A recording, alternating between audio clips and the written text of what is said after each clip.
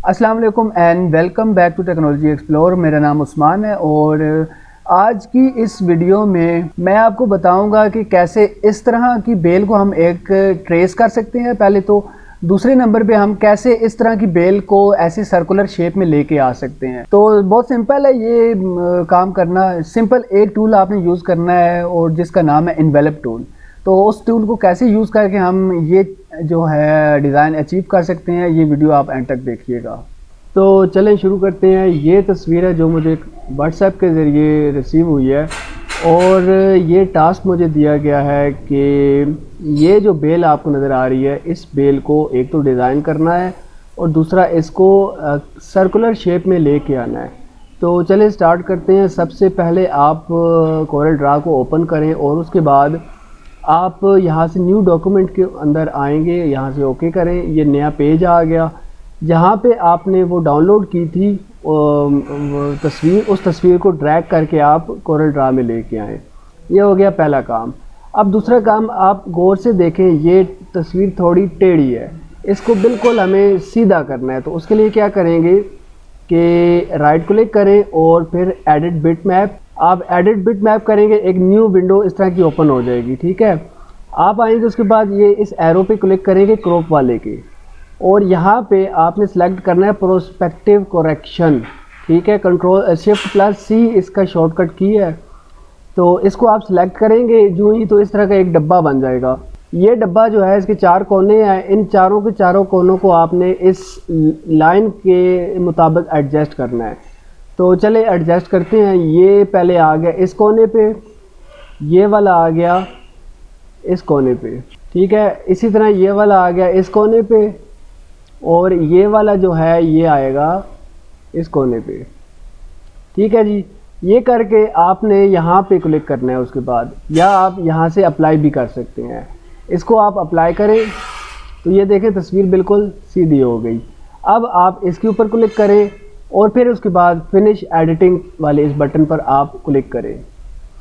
ये आपसे पूछेगा सेव करना है या नहीं करना। आपने सिंपल यस में जवाब देना है ताकि सेव हो जाए और फिर उसके बाद आपने इस विंडो को क्लोज़ कर देना है।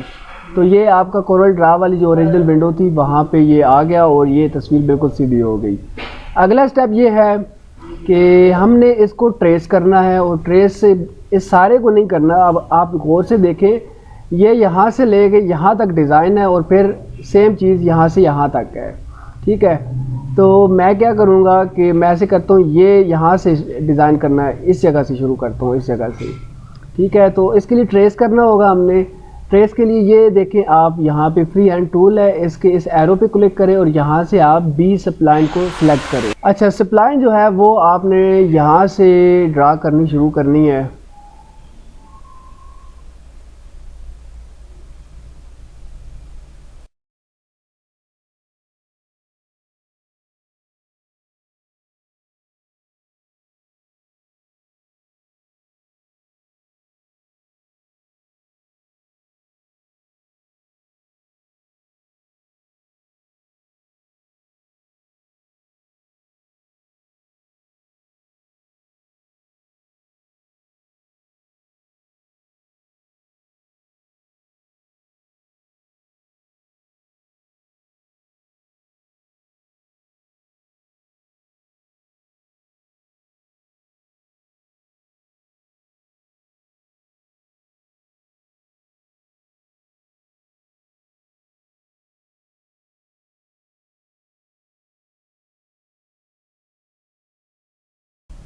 यहाँ पे आके आपने इसको ऐसे क्लोज कर देना है स्प्लाइन को। ठीक है, और ये स्प्लाइन सिलेक्टेड है ना, इसको यहाँ से आपने हेयर लाइन में कन्वर्ट करना है।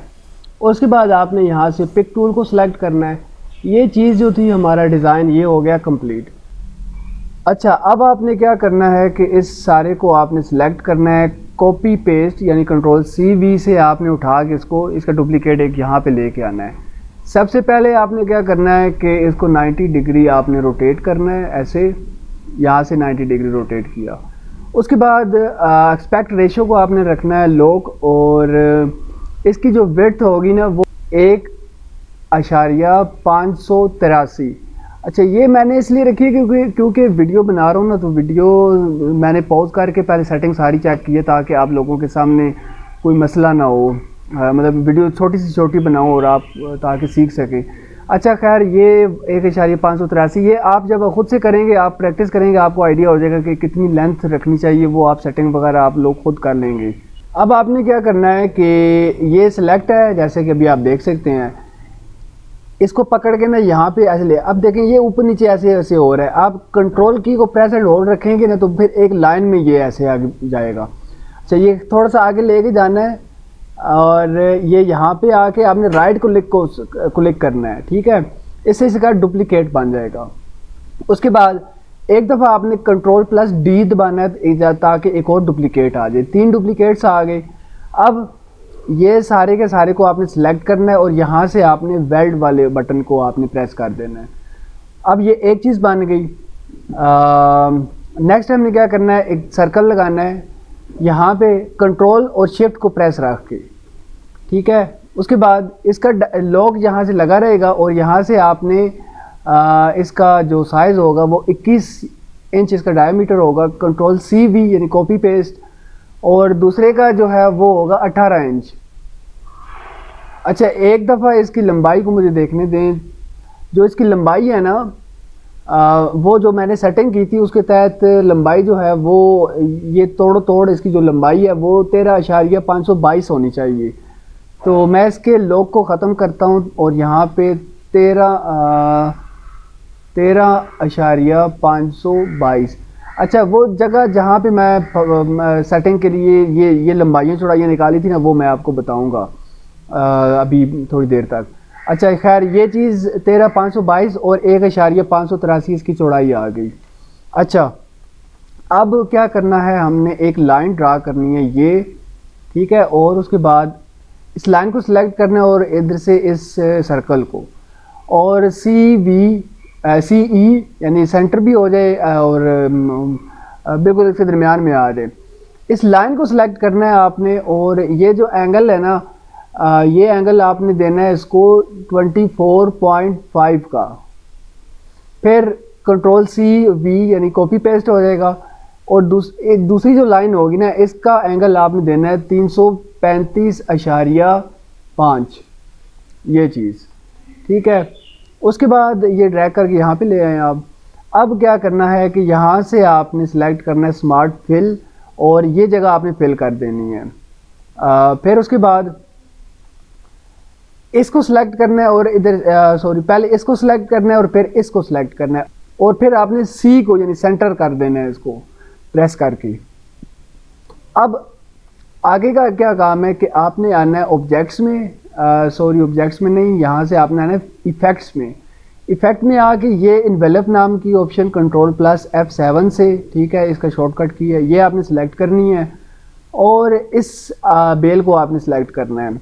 उसके बाद आपने यहाँ से क्रिएट इन्वेलप फ्रॉम ये वाला, अच्छा ये ऑप्शंस काफ़ी सारी हैं, तो आपने ये पुट्टी वाली ऑप्शन को ही सिलेक्ट रखना है। उसके बाद ये वाली ऑप्शन है, फिर आपने ये क्रिएट इन्वेलप फ्रॉम ये दरमियान वाली ऑप्शन ये आपने सेलेक्ट करनी है, और साथ ही ये एरो बना आ जाएगा माउस कर्सर की जगह, तो आपने यहाँ पे इस ब्लू वाली जगह को आपने सेलेक्ट कर लेना है, ठीक है जी। ये चीज़ बन गई, राउंड हो गई, ठीक है। अब ये चीज़ सेलेक्ट रहेगी, साथ ही आपने शिफ्ट को प्रेस करके इसको सिलेक्ट करना है और आपने प्रेस करना है E को, ठीक है। E को प्रेस करने के बाद ये जो नीला रंग है ना, इसको आपने सेलेक्ट करके डिलीट कर देना है।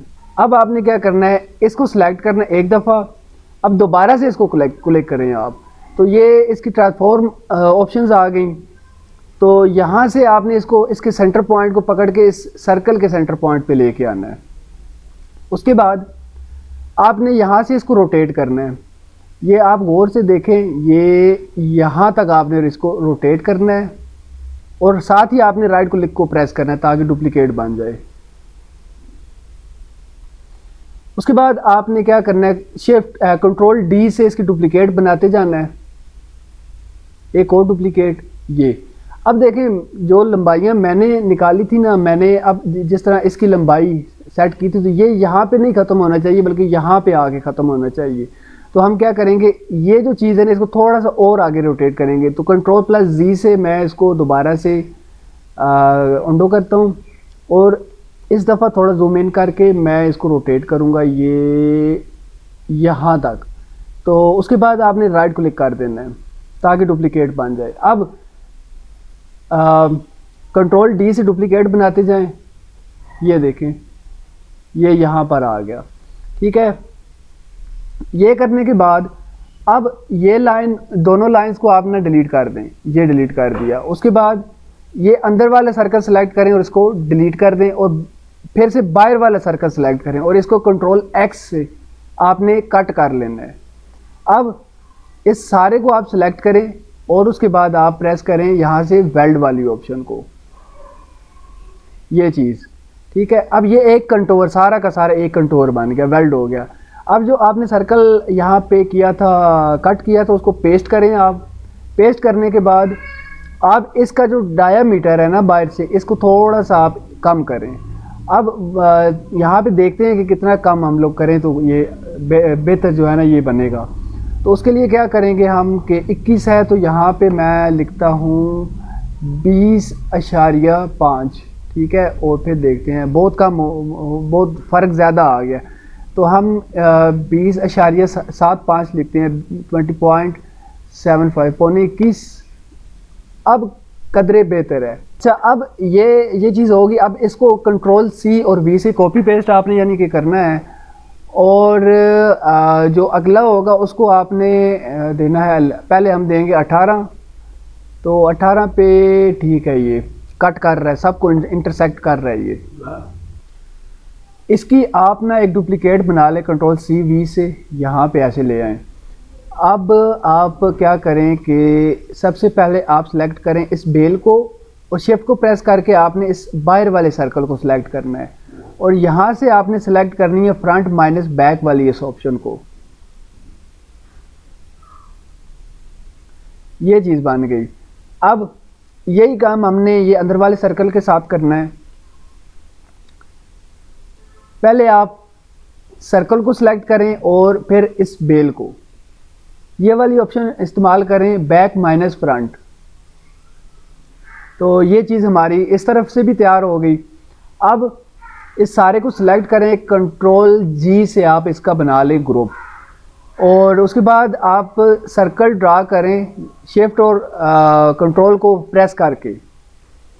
और उसके बाद जो ये वाला जो सर्कल है इसका डायमीटर होगा 18 इंच।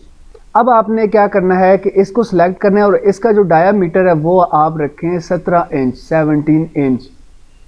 और फिर आप इस सर्कल को सिलेक्ट करें, C और E से आप इसको सेंटर में ले आएं।